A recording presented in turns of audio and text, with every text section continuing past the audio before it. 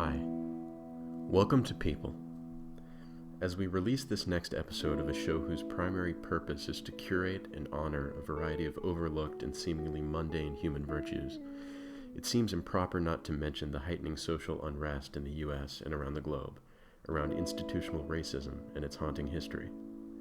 This unrest is compounded by a persistent pandemic whose second wave threatens our shores before the first one has even loosened its grip.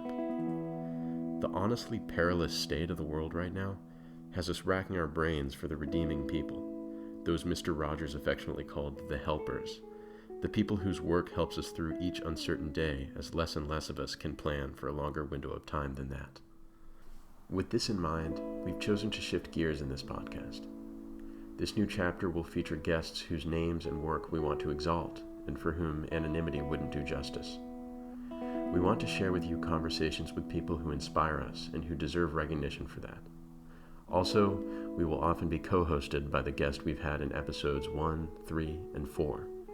His original voice adds a dimension of charm to the podcast, and we are beyond elated to have him on more regularly.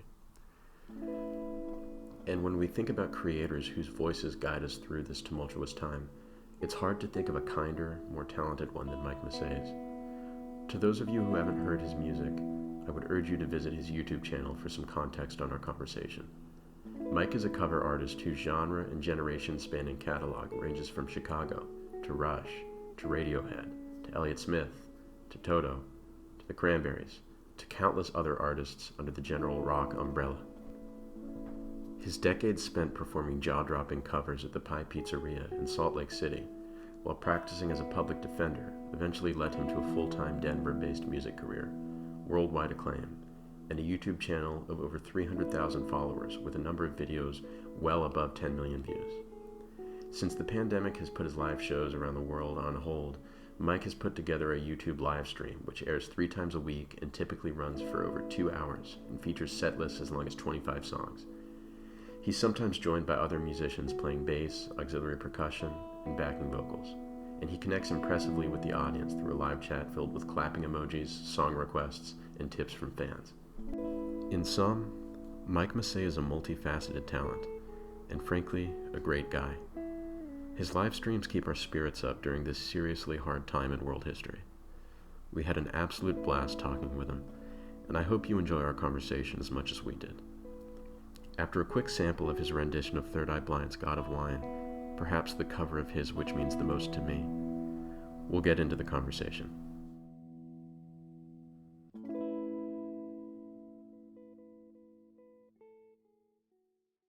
Every thought that I repent, there's another chip you haven't spent, and you're cashing them all in. Where do we begin to get clean again? Can we get clean again? I walk home alone with you, in the mood you're born into. Sometimes you let me in, and I take it on the chin. I can't get clean again. I wanna know, can we get clean again? A god of wine comes crashing through the headlights of a car that took you farther than you thought you'd ever wanna go. We can't get back again. We can't get back again. Cool. Can you guys hear me okay? Yeah, just okay. fine. Cool. So let us know when you're comfortable in your situation. Yeah, just take a swing here. I just finished dinner for the boys, so we just made some. Can I ask what was on the menu? I just made some quesadillas real fast. That sounds good to me. Mm-hmm. We had some chicken, chicken breast that or like a whole chicken we bought actually. And my wife always eats the dark meat, so the white meat was left over, so I used it for quesadillas basically. Oh yeah, no. Well, I mean, the dark meat's the best part, but mixed with the cheese in the quesadilla, one can kind of you can get past the white I've always, it's interesting because I've always preferred white meat, so it's a good match when she prefers the dark. So. Oh yeah, well, yeah. Yeah. Yeah, that's what I was going to say. I think I like dark meat, in certain contexts. I like, I like a good fried drumstick, For sure. And I like them. And I like it in, Asian food. I tend to like the dark meat, just, either one. I don't mind either one. Yeah, and I think it depends 100% on the seasoning. Otherwise, exactly. to me, it tastes a little bit gamey. I think that's the word. Yeah. Yep. But yeah, well, Mike, it truly is a pleasure to be talking with you. We're both actually pretty big fans. Right on. Of your work. So we appreciate the time. I mean, you taking the time to sit down with us and kind of talk about music and so on and so forth. I just kind of wanted to start. Go on. For most performers, their favorite topic is themselves, so it's always a pleasure. I mean that is fair, right? There's a sense of No, I'm just kidding. No. Actually, my favorite topic is music, so it'll be fun to talk to you guys. Of course, yeah, and just for context, we're actually both musicians ourselves, but not really in the acoustic scene, and not as adept. That we don't have nearly as wide of a catalog as you do. So that's one of the interesting things, is just being able to go through your channel and see anything from Boston to Elliott Smith. It's just it just kind of blew my mind when I discovered you a couple years back. It's just what is this guy up to? Yeah, well, we could talk about how I pick my songs and stuff. Yeah, we can talk about it all. It's fun. That's one thing. I first want to kind of give our viewership, for those of our listeners that don't know who you are. They probably I mean, there is a possibility that they've seen one of your videos, one of your many videos that have over 1 million views. But could you kind of just give us a biographical sketch, because you used to be a practicing attorney and now you do music full time. So if you could kind of just give us a little bit of background on that process. Yeah. Sure, yeah, I can give the bullet points. One thing that's interesting for me is the fact that right now, by a long shot, the most popular video on my channel is Leader of the Band. And most of that traffic is, 95% of that traffic is coming from the Philippines. Really? If you look at my channel right now, if you look at my analytics, that video gets almost 1 million views a month just by itself. Yeah. And then things like Africa, and actually right now the second most popular video on my channel is Vincent, my cover of the Don McLean song. Yeah. And that is also, I think, largely coming from the Philippines. But then you get into after that, then it goes into Africa and Sound of Silence, and I think Linger, and maybe and Time Standstill. That's the recent one, the Rush cover I did. Oh, yeah. So those are kind of the other ones, but they're all almost 10% of the traffic that the Leader of the Band is getting. It's crazy. And it's also interesting to note that the subscription rate on that video is very, very low. A lot of people watch it and probably rewatch it, but they don't necessarily subscribe to my channel. Those are interesting things for me that I'm just kind of, I don't know what to do with exactly. I don't have any contacts in the Philippines, so it's not like I've I haven't been there or anything for a concert, but it's something I've thought about. And and also the other thing that's interesting for me is I'm right now at 299,000 subscribers. Yeah. I'm right on the cusp of 300,000, a nice round number. I just passed 100 million channel views, and that's a nice round number. I don't mean to sound like I'm all about the numbers, but there's some things that have just kind of caught my eye. Because I really don't pay enough attention to the numbers. I'm sure to most people are probably like, why don't you look at your analytics? It is fascinating because YouTube has so much power in driving your audience, driving your viewership. Right. Depending on the amount of views, they promote you more, and that's actually one of the things I wanted to ask you. Do you feel satisfied with the audience that YouTube has exposed you to? Have there been any surprises or hiccups? The reason why I ask you that question is, I think I initially discovered your channel when I cleared my cache. I cleared my prior viewed videos, and it was just, when you do that, you get the freedom to stumble upon new content that excites you, and somehow YouTube pigeonholes the listener and the viewer. But I don't know. Do you feel as a content creator that it pigeonholes you? I know you said that you don't check out the analytics as much as you'd like to. But any thoughts? Well, One thing another interesting, like this is something that I probably should have been aware of a long time ago, and I just kind of like realized it, and it may be kind of a misleading stat just in itself, but like one thing that I just realized was like, the top demographic for my channel is like ages like 25 to 34, which is like kind of counterintuitive, right? Right. Like, wait, you'd think it would skew a lot older, but I think, when I actually posted that on my Facebook page recently, just that, a screenshot of that little bar graph, like showing the age groups and stuff, and it kind of like peaks at that age, like 25 to 34, and then it kind of goes downwards from there, like the next age group, whatever, 35 to 44, whatever, is like, the next largest, and then it kind of goes downwards, and then like 65 plus is the smallest. But people were like, well, that probably more reflects the general viewership of YouTube than your particular channel. And I'm like, Sure. That's fair, Yeah. So it's like mostly more young people use YouTube, so I'm just kind of reflecting the typical demographic, perhaps. I don't know. Yeah. That may be just the Philippines. A lot of younger people watch that Leader of the Band cover, and like you see the comments, and it's like there's like this general theme of them, and that's like, this song reminds me of my dad.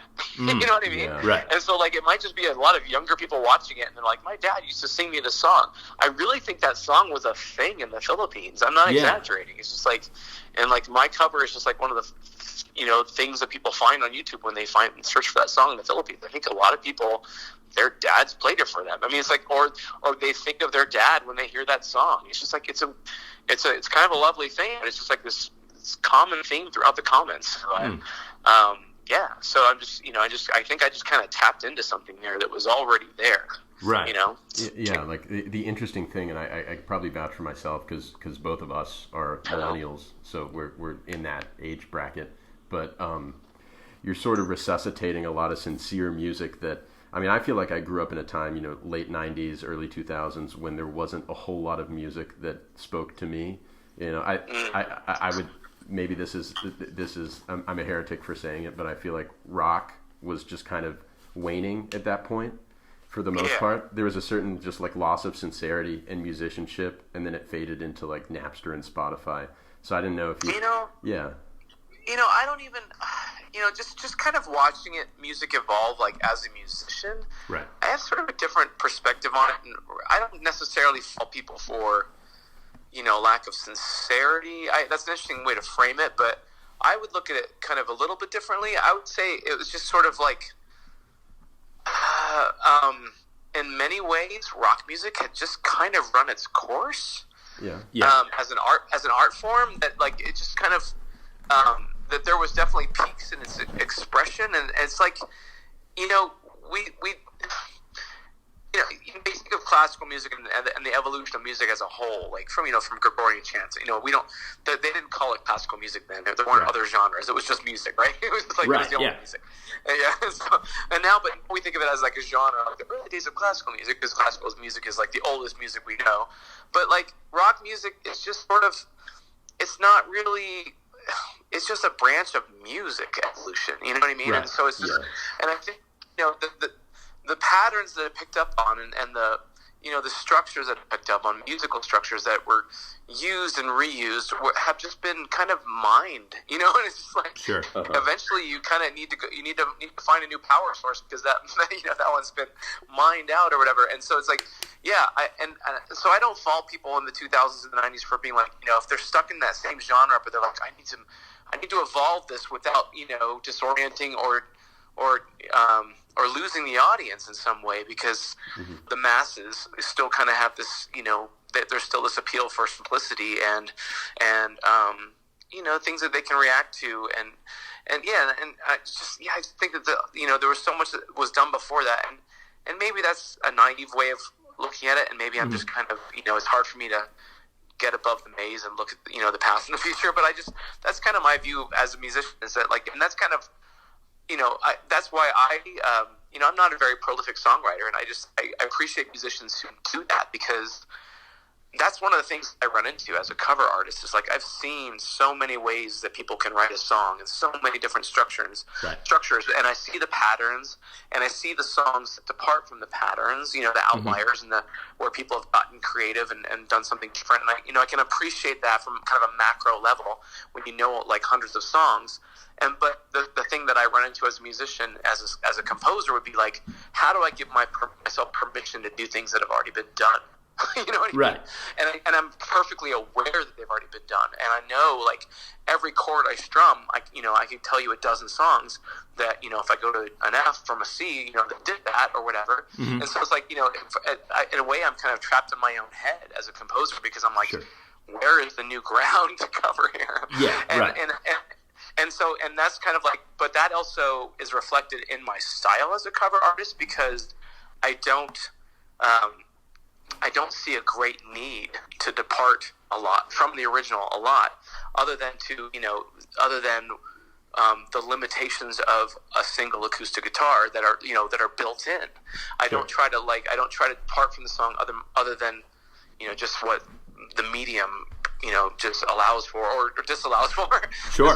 So I try to be as true as I can to the original, and I don't have like this ego about it where like I've got some better ideas than Paul Simon had, or right. That's kind of like that's like my attitude. It's like Paul McCartney didn't think of this, so he should have ended it this way. It's just like I don't go there. I'm just like no, I'm a cover artist, and I'm just like I'm trying to tell you as a fan of music that this was a worthy song, and it's like worthy to me in every aspect of it, or I don't pick it. Like if I feel like a song needs to be rewritten, I'm probably not going to bother to cover it. Sure. And so that's just kind of like, that's my approach to it. And I'm like, how would I do this?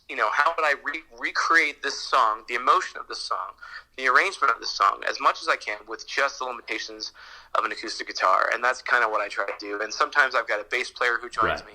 Sometimes I've got a stomp pedal so I can add a little bit of kick drum. Sometimes I've got a guitar synthesizer so I can add some ambient kind of synth pads in the background, or a 12-string emulation. I try to take advantage of what I've got at my disposal, but it's all generated in real time, and it's all designed to kind of just recreate what I loved about the original, because I from day one I've approached this as a music fan. Sure. I'm just like this is like I've often said like I would sing these songs even if nobody else wanted to listen. Right. Because it's a cathartic thing, and it's just to be able to like step inside that song emotionally and just live in that song for the 3 or 4 minutes that it exists and propel it forward with your own physical energy is just that's a cool experience, and it's absolutely. People work towards as musicians to get towards, to live in that song and just kind of there's a Boston song that I cover. There's a line that says, "Come on, let us give your mind a ride," and that's kind of the way I think of music. It's just like a ride for your mind, and as a musician, you're creating the ride, and you're like your whole body is the rhythmic energy of the song. And if you kind of stop and like, you just have to keep going, and it's just and the energy of that living in real time, and just I have to keep this at a steady tempo. Just all the things that a musician has to live in. It's just. And then to capture the energy of someone else's song that you love and to be able to do that in a way that other people respond to, it's just, that's the blessing of being a musician. Kind of what you were talking about, like with arrangements. This is important to me. You recently premiered. It's a little bit of a sobering thought that Jimmy Eat World could now be considered classic rock in some capacity. But you recently premiered on a live stream, and for our listeners, you've been doing live streams amidst this kind of pandemic and variety of unrest, but you've been doing these live streams, and that was a new premiere for you. So we were you did The Middle, which is the classic Jimmy Eat World song. Right. How do you go about picking your songs? I mean, are you getting suggestions from friends, from family? Are you just like, well, I've never done this song before, so I want to give it a crack? How does the process look from picking a song to then trying to come up with an arrangement that captures that emotion you were talking about? Yeah, well, there's a certain unknown quantity about the process that I can't objectively explain but I can describe it to you, and it's basically this, and it's do I hear my own voice in that song? Could I hear my own voice in that song? Is there something universal about the performance that I think I could capture and would want to capture, but also like would not feel like so foreign to me that I was putting on an act. Okay? And so like there's a line that I don't want to cross, where it feels like I'm putting on an act because it no longer feels natural to me. And so here, an example of that would be like, I have never brought myself to cover Michael Jackson. Yeah. Because I think Michael Jackson, there is so much of his individuality as a singer wrapped in those performances that we associate with those melodies. Right. That when it's gone, it's just, you feel like, I don't know, it's gone, and the song would be missing something. You know, I know, like, Chris Cornell did an awesome version of Billie Jean, and my hat's off to him. But, you know, for me, I've like, you know, so I don't hear myself doing all those little, you know, like falsetto noises that he makes, you know, but he does it in a really awesome way as a vocalist, and he nails it. And so, like, I don't feel the need, like, oh, that's the other thing. Some songs, I'm like, I don't have anything I can add to that, and I don't know if I can get to where they got with that, so I'm not really going to try. And it's not that I'm like, I don't want to invite the comparison. It's just like, you know, I don't feel like a dying need to sing Hallelujah because Jeff Buckley just killed it. Right. You know what I mean? So it's just like, you know, and so like there's some songs where, and a lot of the same stuff with like the Freddie Mercury stuff, I'm just like, I don't really think I have much to add to that because it's like, so, you know, and I don't, it's not that like, oh, I won't sing the very best vocalist because I can't do what they did or whatever, but just like not everything matches my voice in a way where I feel like I'm like, I can do that justice, you know, and I can capture that. And so there's some like self-imposed limitations that it's more like what I can't do versus what I can do.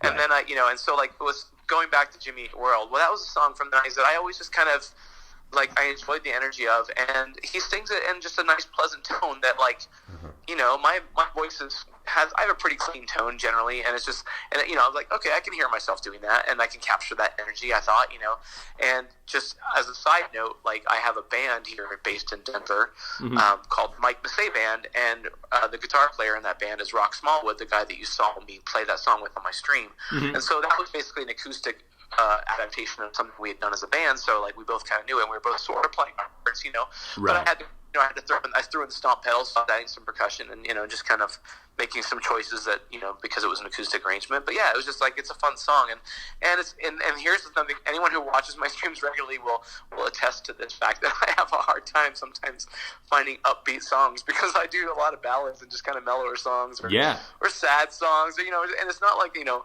it's not like it's a reflection of the times. It's just a reflection of my repertoire. It's just like always been that way. It's kind of funny. But, yeah, no, certainly. So the upbeat songs are few and far between, but I always gravitate towards them when I can. Yeah, right. Yeah, I mean, if you look at the set list, there are certainly a handful of bleak songs. So, they're in for some kind of melancholy too. Yeah, and like yesterday, I did exit music for a film by Radiohead, which is like completely depressing song. I always think of Romeo and Juliet when I hear that song because it kind of sounds like that sort of scenario. I know they did a song for the movie Romeo and Juliet, so I don't know if there's a coincidence there that they were this was like, you know, a discarded, you know, option or whatever. But I always thought of that as being reflected in those lyrics. And if they're like, you know, the last line is, "We hope that you choke." You know, it's just like, it's really dark. Right. But it's a beautiful song. You know, sure. So anyway, in terms of picking songs, not to beat a dead horse, but go ahead. I mean, you talk about, can I hear my voice in this song? Sure. From my perspective, I would say, you know, you listen to a certain song just as a consumer of music. You say you're a music fan, and it sort of resonates on the same wavelength, like whatever your fundamental frequency is. Like, do you feel that melancholy songs, if not melancholy, at least it's just a very emotionally, like high emotional valence? Do you feel that resonates with you as a person? You know, I guess it always kind of has. I mean, I've always been kind of a sucker for a good ballad and a pretty melody. You know, like I mean, I recently covered "If You Leave Me Now" by Chicago, and I loved that song as a kid. So it's not like it's just like a recent thing for me. You know, so, right? Yeah. So I do gravitate towards sometimes the pretty melodies and stuff, and Radiohead has always been kind of just hit a note for me that just resonated with me. I used to listen to them in law school when I was studying for finals. I was kind of like a lone wolf in law school. I don't mean that to sound like that's a bad term these days, but I didn't really study with other other students, other law students. They feel like kids now, but yeah, other law students. I'd kind of go home and just listen to Radiohead, like when I was studying for finals, instead of being in a study group or whatever. And my wife, she uses Radiohead as a Rorschach test, because she says that anytime that Radiohead sounds good to her, she knows she's depressed. That's totally fair. Yeah. So, but they always sound good to me, so I don't know what that means. It says about me. Right. Yeah, it's kind of funny. So. Yeah. Yeah. So, I mean, do you think that there's a correlation? You say that you're a lone wolf in law school. I remember, just at least in my studies, I studied engineering. So in my studies, I was just super isolated, and I found that the stress of other people had a negative impact on me as an impressionable kind of emotional person. Like, do you feel like there's a correlation between having that lone wolf personality trait and being a performer? Yeah, I mean, I think I am comfortable by myself. This situation these days where everyone's kind of living, in tight quarters with their loved ones is, right. It's interesting to kind of see that contrast. But where you're suddenly, no one's alone, or not, people with families and roommates are not really alone anyway. And so, but yeah, and so it's been a bit of an adjustment there for me. But I think, it's been good too. It's good to get used to your fellow humans and appreciate them. Sure. Because that's like, I think the situation has been a reminder for people that that's kind of what all things ultimately about. But for me, getting back to law school, it's like, I think for me, maybe it was just like I felt it was the best use of my time. It's like I knew what I needed to study, and I didn't want to spend time worrying about what other people needed to study. Yeah. I don't know. It was just like, and I didn't want to study it any longer than I needed to, because it was like, for me, it was like a means to an end. I don't know. It was like, it wasn't like I fell in love with the law. I was just like, it was kind of like, I just felt like the next step for me, but it wasn't necessarily like my total calling in life, as I demonstrated that, kind of pivoted away from it after 13 years as a public defender, Yeah. That if you could kind of give people that biographical sketch of, you pivoting away from that and then pursuing, music full time. Yeah. This can start way, way back, or it can, whatever the timeline is. It's the ball's in your court here. Yeah, it reminds me of, I think it was an episode of The Office that my son was just watching, where Toby's like, I can start at the beginning, but I'm going to go back before that.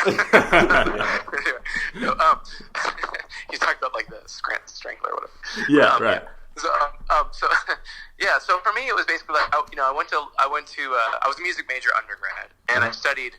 My emphasis was sound recording, and so I learned, like, this is kind of pre-computer recording age, right? So this is like I was one of the in the last generation of people that learned tape and hardware and stuff, and so it was kind of cool for me. Like, eventually when recording software pivoted towards it all being digital and software versus, like, you didn't need to buy a bunch of hardware. You'd run it off of the computer, and the computer would simulate the hardware, right? It was like all hardware emulations of classic gear rather than having to buy the classic gear.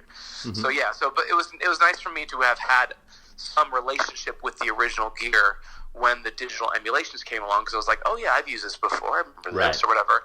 And so like knowing how a compressor works and knowing how an EQ works and reverb works and having worked with that hardware was kind of invaluable to me. And so as a music major, I was studying sound recording.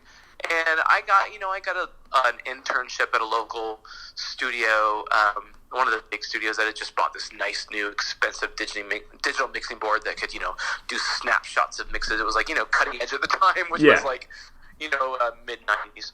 And so I was like, oh, that's pretty cool. But no, I didn't have a paying gig as an engineer. So I'm just like, well, I'm not making any money doing this. So I need a real job, basically. So my friend Jeff Hall, who was in my band during my undergrad years, he was a bass player, and he was a humanities major with an emphasis in music. So he had, a lot of this. He was in the same building as I was a lot, and we became friends. And he was, he eventually became featured on my YouTube channel quite regularly as the bass player in most of my videos from the Pie Pizzeria in Salt Lake City. Yes, we're familiar with him.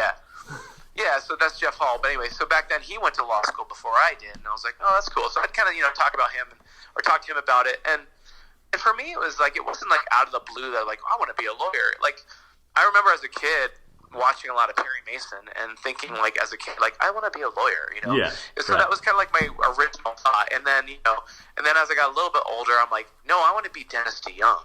Like, I want to be a rock star. So like, I ended up kind of doing a mixture of the two or whatever. But yeah, so, you know, I was aware of like this desire to be an attorney from Perry Mason. And by the way, I'm excited for the reboot of Perry Mason starring Matthew Rhys from The Americans. I'm excited about that. Yeah, certainly. Yeah. Anyway, but yeah, so yeah, and Jeff he started off as a public defender. I was like, oh, that's super cool.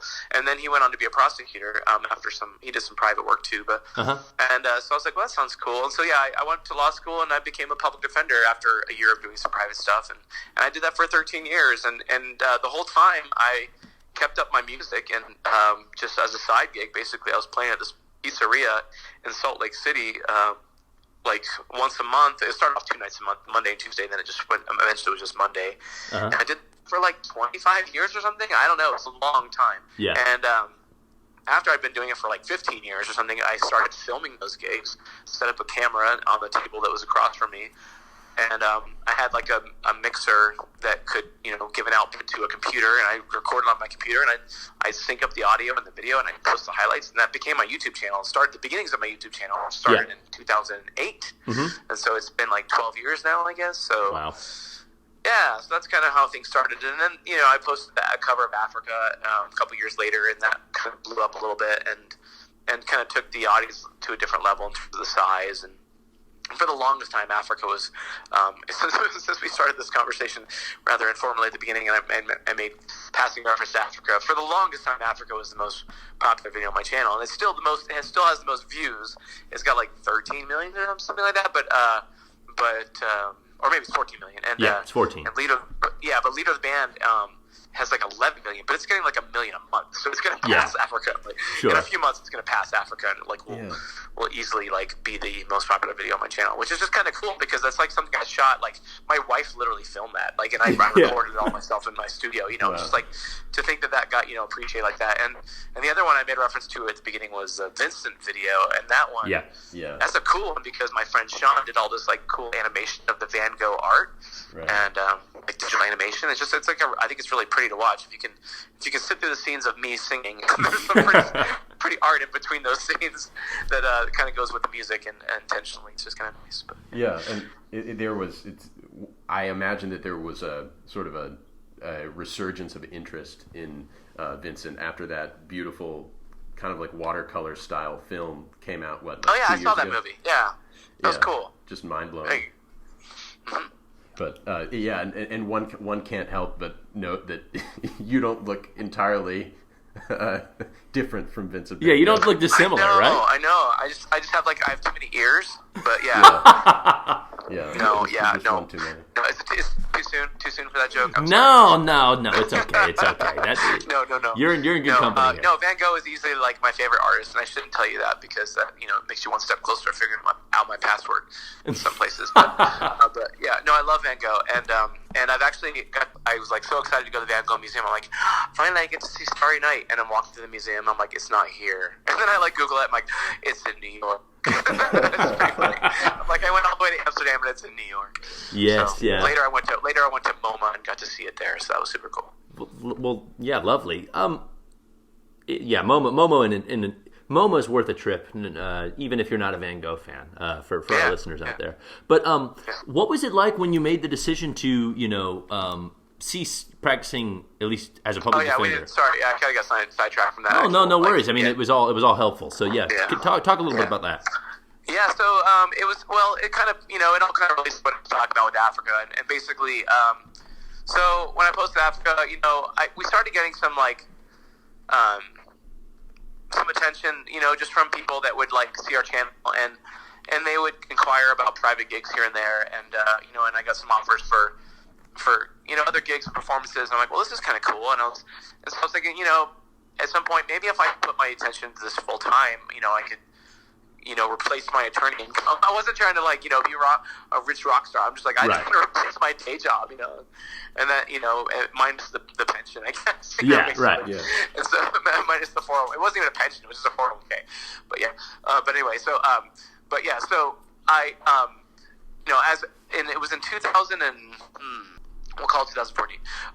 My Africa video kind of had this unusual viral outbreak where it kind of got a lot of traffic all at once, and suddenly I had a lot more subscribers and a lot more fans, and I even got the attention of a manager from Nashville who had been a producer in Nashville and had produced stuff that I've heard of and that you've heard of.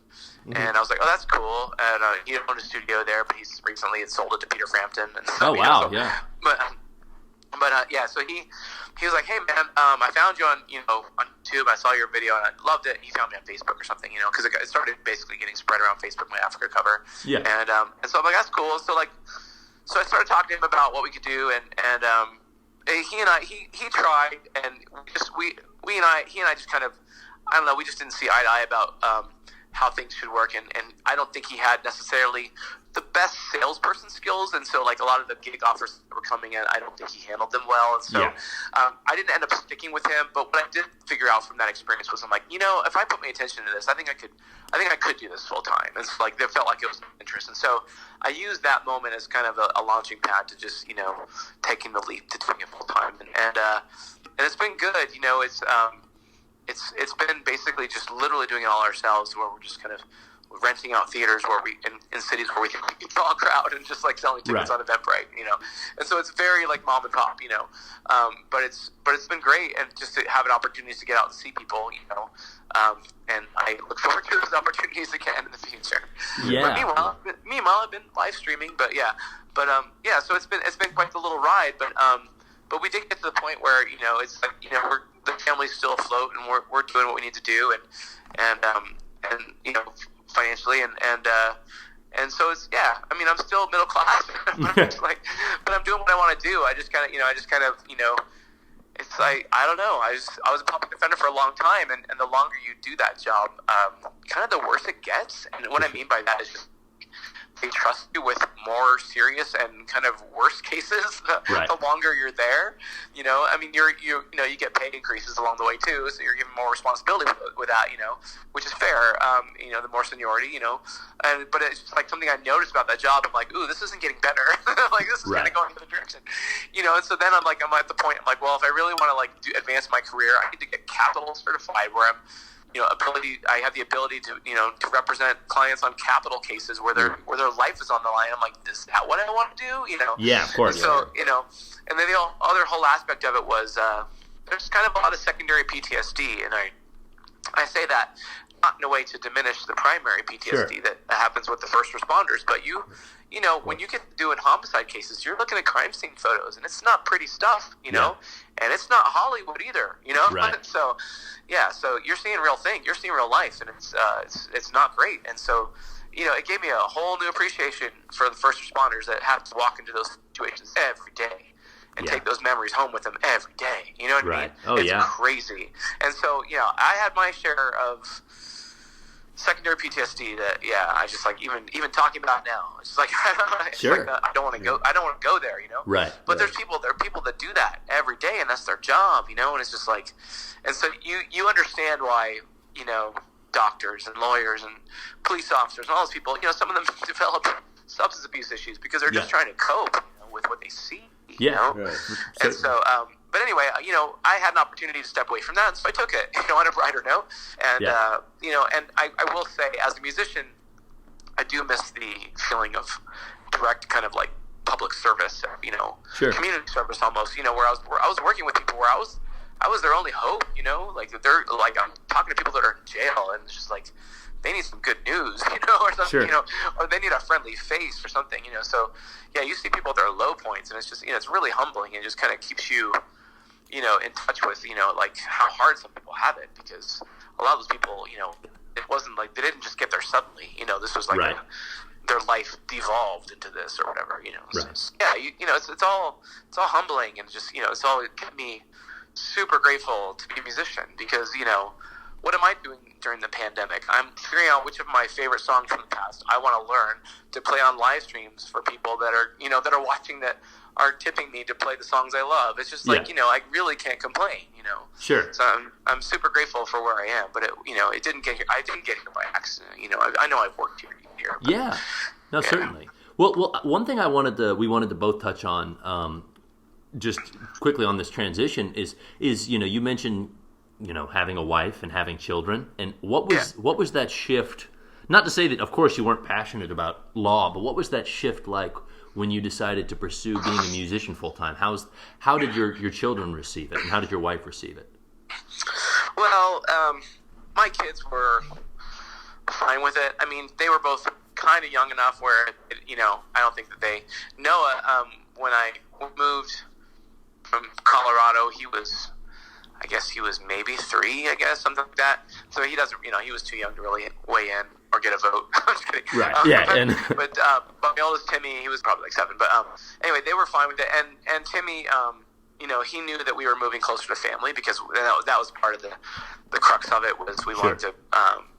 My youngest Noah had some health problems when he was 11 months old. He was, diagnosed with a brain tumor and stuff, and that was a big ordeal for us. And so we were in Salt Lake City when it happened, and we didn't have any family nearby. And so it was really important to us to kind of move to where if anything like that ever happened again, we would have some family support if possible. And so it's kind of funny, because we went through this whole process of me becoming a member of the Washington State Bar, because my brother lived in Seattle. We're like, okay, we're going to move to Seattle. And, I looked at, I just, went and handed out resumes at, I just flew to Seattle and tried to become a public defender or whatever. But this was after the recession, so it was like there wasn't a lot of jobs. Those jobs were in high demand and stuff. And so I never found a job there. And then my brother upped and moved to LA, so I'm like, oh, I guess we're not going to Seattle. So anyway, I had grown up not grown up, but I've been, gone to high school in Boulder, Colorado, and I still had a sister that lived in Littleton. So we moved about, like 5 minutes away from her here in Colorado. And so that was fun. And so I think the point of that was just to say that I think for my oldest, Tim, he was happy to be, near his cousins and near his aunt and stuff. I think it was fun for him. And it's, it's lovely here. This is a lovely place. And that's one thing that's, that we've kind of gained a greater appreciation of during the pandemic here, is that there's the amount of trails around here. We've got this Highline Canal that's just miles and miles of just beautiful trails, and especially during the spring and summer where all the trees are in bloom. It's just, we try to go on walks every day just for our own health and our own sanity to get out of the house. And we've, explored around here, and it's just like, wow, we didn't know half this was here. We've just found so much that we didn't know was here. It's like, this is amazing. I've been on my bike every, almost, several days a week too, just trying to get out of the house and, trying to make the best of it, Yeah. Anyway. Absolutely. I mean, and to zoom a little bit further out, but to kind of harp on the topic, one can't help but notice that you are kind of living this 21st century dream, where you get to transition from, one thing that it was one type of dream, but it was this sort of, almost white collar or conveyor belt type of dream. You're part of the meritocracy. You're killing it in one department, but then there's this other side of the coin, which is that you have this creative intelligence that maybe you could channel in a different way. And what I want to hear about regarding that, if you don't mind, is what type of psychological transformation do you think you went through personally during that time? And do you feel like your attitude toward life and your feeling when you get out of bed in the morning has changed? Well, I'm glad you asked that question, because it helps me to kind of circle back a little bit to. I wanted to mention that you asked about how my family took the move and stuff, and I would say that my wife actually got a lot of the brunt of it, because suddenly she had a husband who didn't have a steady paycheck anymore, so she kind of had to be patient with the fluctuation of the income, and and realizing that it would just sort of be an ebb and flow of the gigs and everything else, and also, like, later on, she helped by taking on the role of actually, doing a lot of booking of the gigs themselves and reaching out to theater and such. And so, she's kind of, made it possible for me to even be, gainfully self-employed to a certain extent. And so I don't want to underplay her role in this. She's been a huge help for that. Yeah. But for me personally, along those same lines, I had to get used to being self-employed, and being my own boss, and because I'd never done that before, and so there was sort of striking the balance between spending time, how much time am I going to spend on creative endeavors versus, the other logistical stuff that just comes into play when you're a musician that you have to deal with, Right. And so it just, and also suddenly, when I used to be an attorney, when I would make money as a musician, some of that I would get to keep towards just my supporting the hobby of being a musician. I would turn some of that income around and dump it into gear or whatever. Right. But now all of my music income is like bread and butter, and it's kind of funny. I say that like when I do gigs, I'm like, if I'm taking tips at a local gig or something, I'd say to people that the tips used to be gravy, but now they're bread and butter. It's just like so everything's kind of changed. Where it's like so I don't have a lot of discretionary income to buy music gear like I used to, which is kind of ironic that like as a full-time musician, I'm buying less music gear than I did as an attorney. Right. But that's just the reality of it. But I can also justify things if I need them. I'm like, well, this is my job.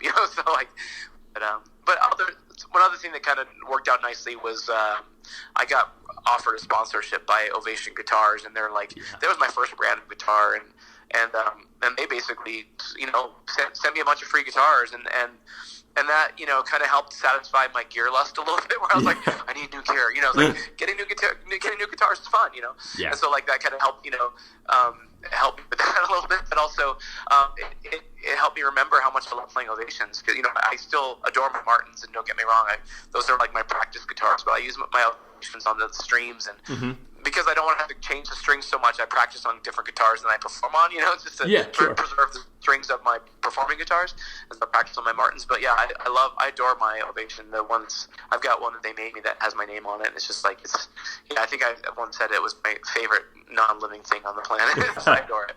So yeah.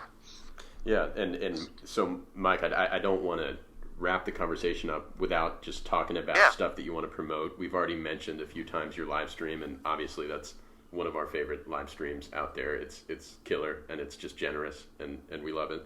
There is a live stream coming on tonight. Am I correct? No, tomorrow I'll be on. Oh, it's tomorrow. I'll be on early tomorrow. Yeah. And is it just going to be you? Because this is the differentiation is you sometimes have a character with you.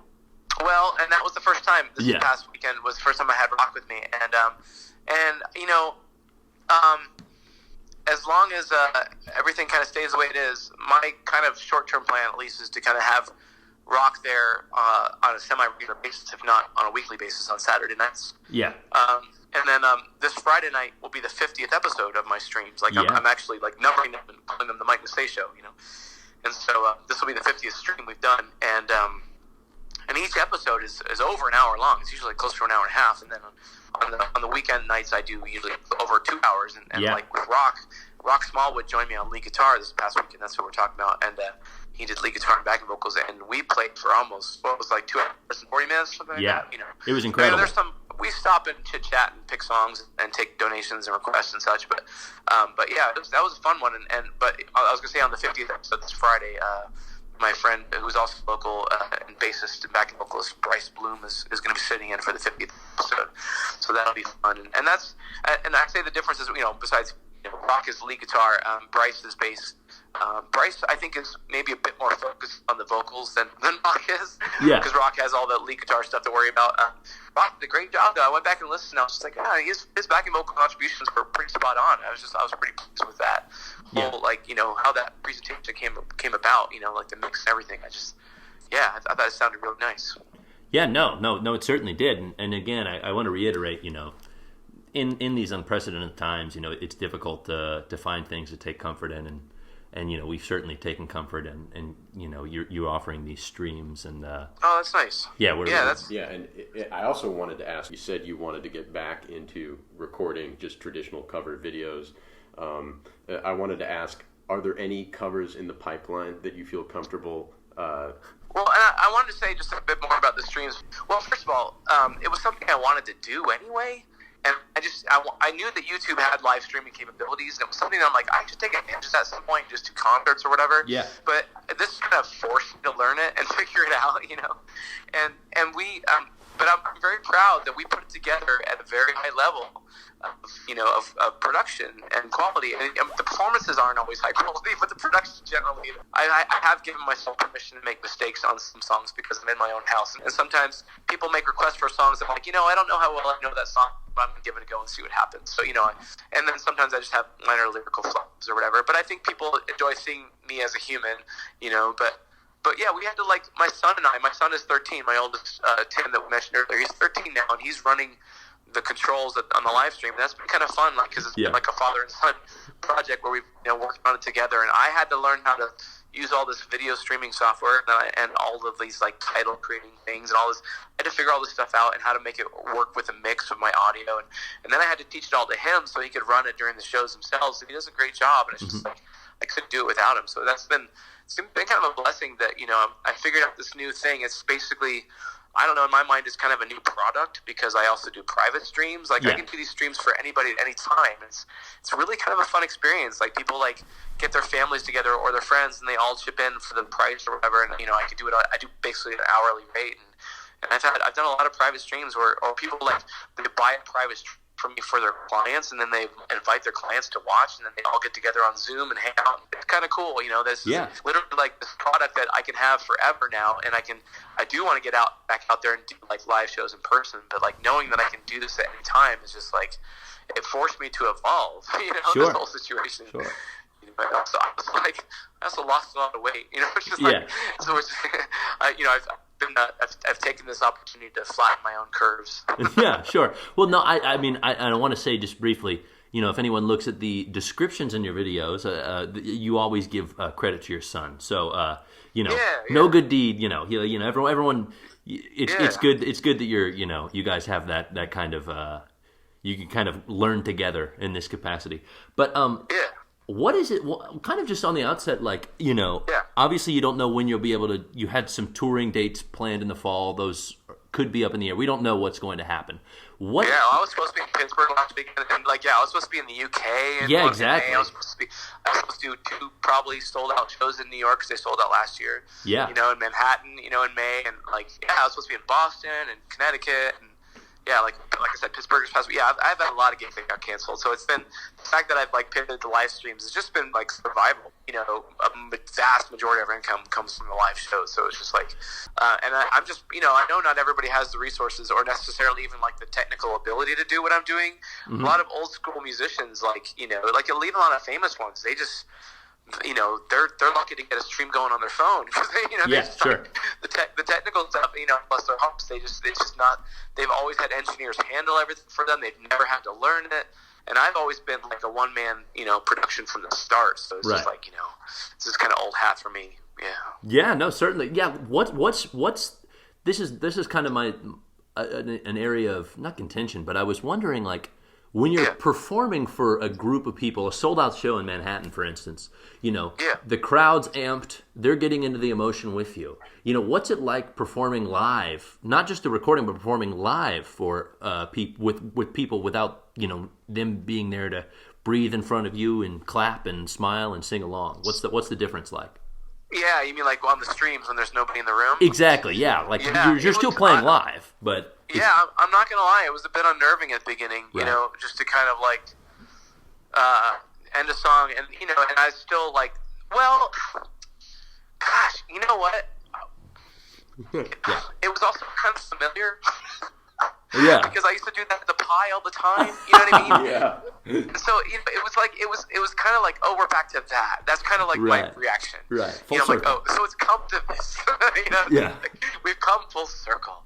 No, it's just and that's kind of that's how we treated our gigs at the Pie. When Jeff and I would play, we'd set up a camera, and sometimes if the room ignored us, or if it was just kind of empty, we would just be okay, we're playing for YouTube at this point. Yeah. And so if there wasn't a reaction, we thought that was part of the charm because it was a live gig, and we just sang our brains out, and nobody really even batted an eye, and isn't that kind of funny, And so it just sort of became the theme of the channel in a way, that there was a lot of that going on, and And so people, there's endless stream of comments on my channel about the lack of response at some of those earlier videos. So so getting like no immediate feedback other than like.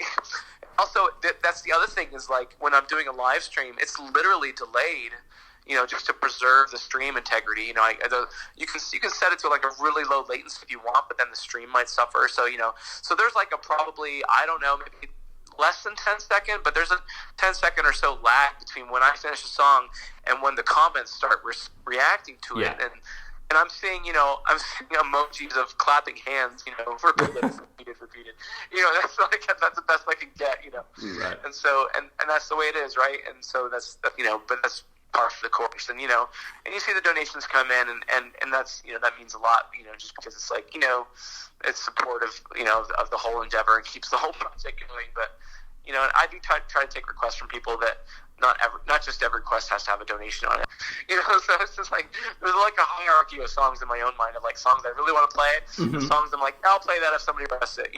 Right. I like all the songs. I wouldn't play them. That's a big criteria for me. I have to like them all, and that's always been true. But there is still a continuum of how much I like to, or how much I enjoy performing certain songs, because some of them are just super challenging. I'm like, oh boy, I don't want to do that. It's like I don't want to do like too many challenging songs per show. It's just like, I just feel like I have a certain amount of energy, just like, and so I kind of have to like pace myself. But but sometimes I get going and I'm just like, bring it on. Yeah. Just like I just get on this run. You get in the zone, right? Those are fun shows too, and I just get on this run. I'm just like, let's do it. And my voice feels good or whatever. Yeah. Mm-hmm. So. Yeah, I actually want to wrap up with a question that I just can't help but wonder about. I know that you on your personal website, you list some feedback from artists. I mean, the one that blew my mind was, I think you said that the guys from Toto said that you were their favorite rendition of Africa. And do you have any just favorite encounters with some of your musical heroes that have kind of helped you along the way and inspired you? Yeah, some of those people, some of the music people that I've covered have like responded in various ways. Some of it was in person, some of it was, like through a tweet or whatever. Ways communicating with me. The Toto guys, we got to meet in person, and that was a thrill just to go backstage and the guy who wrote Africa, David Page, he told me that when anybody comes to his house, he showed them my cover of that song. Which was just like.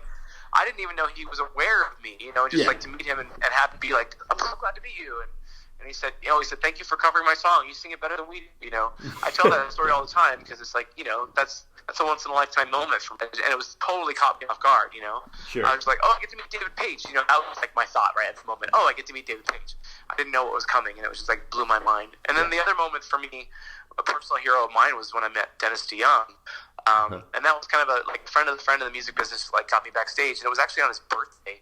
He played at a theater in Boulder, and that was just such a trippy night because we went backstage, and he's got a birthday cake there and stuff, and he did a great show. He sounds so good still. His voice is awesome, and his wife's up on the stage singing backing vocals, and he's got this guy on lead guitar named August Zadra, who plays a great Tommy Shaw, basically. Mm-hmm. And great. It just sounded like Sticks, and it was awesome. But I go backstage, and I'm standing there, and I introduce myself to Dennis DeYoung, and I'm just stumbling through meeting him because he's a childhood idol of mine. Right. And while I'm talking to him, his guitar player August walks into the room, and his jaw drops, and he's like, oh, "You're Mike Massé." And he's like, "Oh, sorry to fanboy on you, but oh my gosh, he's excited to be meeting me in front of Dennis DeYoung." Wow. That moment just blew my mind. And then so I'm trying to describe to Dennis. I'm like, I do acoustic club covers and stuff. I'm like, I did a cover of your song, "Come Sail Away." So then I pull it up on my phone and I pull up my YouTube video. And Dennis DeYoung takes my phone out of my hands and he's watching my YouTube video with my phone, and he starts singing along with me, singing "Come Sail Away." And then he says, "I used to sound like that." It was just an awesome moment. Yeah, that's beautiful, man. Thank you for sharing that. Yeah. So then I had a picture with him and stuff, and it was just it was super cool. And I told him this story, and this is a true story, and he didn't know how to react, and it's okay if you don't either, but it's true. I told him, I said when I was a kid, I used to wish that I would get some really serious disease so I could make a wish and meet you. that's how I felt about dentistry when I was a kid. Well, so, it came true, just no illness. So I know it didn't come to that. I'm glad it didn't come to that. Right. Yeah, very good. All right, cool. Yeah. So, Mike, again, really appreciate your time. And sure, man. And finally, I mean, can you just remind the listeners what's your schedule coming up? Where can they find you? Yeah, so like it depends on what time zone you're in. But like I'm in the Mountain Zone, and I usually stream on Mondays and Wednesdays at 1:30 p.m. Mountain Time, which is 3:30 p.m. Eastern, and 12:30 Pacific. And then on the weekend, I usually stream at 7 p.m. my time on Friday and Saturday, which is 9 p.m. Eastern. And then so that makes it an evening show for the Europeans on Monday and Wednesday, and they it's really late at night for them on the weekends. But and then I'm also doing this thing. Let me just throw this out quick. I'm doing this thing called Play It Like Mike. Doing this series of guitar lessons. Where, I do live streams once a week where I teach people a lesson, and anybody can watch the live stream. That's free. But then after the live stream, if anyone wants to rewatch it, they can buy the file from me.